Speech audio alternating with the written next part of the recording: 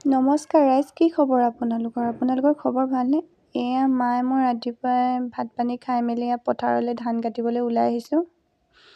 অলপ পকিছে ধান, আগতে কটা হৈছিলে আৰু অলপ আছে কাটিবলৈ। তাকে এয়া দেখিছেনে পথাৰৰ আলিটো ইমান বোকা হৈছে। ঘৰৰ পৰা পথাৰলৈ অলপ দূৰেই হয় বাৰু, তথাপিতো এয়া আহি আছোঁ ধান কাটিবলৈ। এয়া আহি পাই মায়ে ধান কটাত লাগি গৈছে। তাৰপৰা এয়া ধান কাটি হ'ল, এতিয়া আমি দহত ধান চাবলৈ যাম।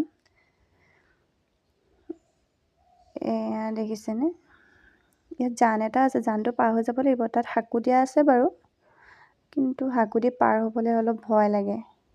এয়া দেখিছেনে মায়ে ভয়ে ভয়ে পাৰ হৈ গৈছে। এতিয়া মই পাৰ হৈ যাওঁ।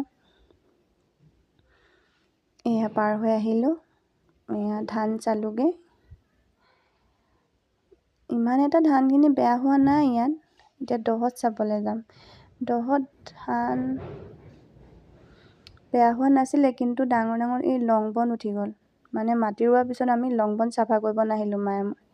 আজি মিনি ব্লগটো ইমানে, বাই।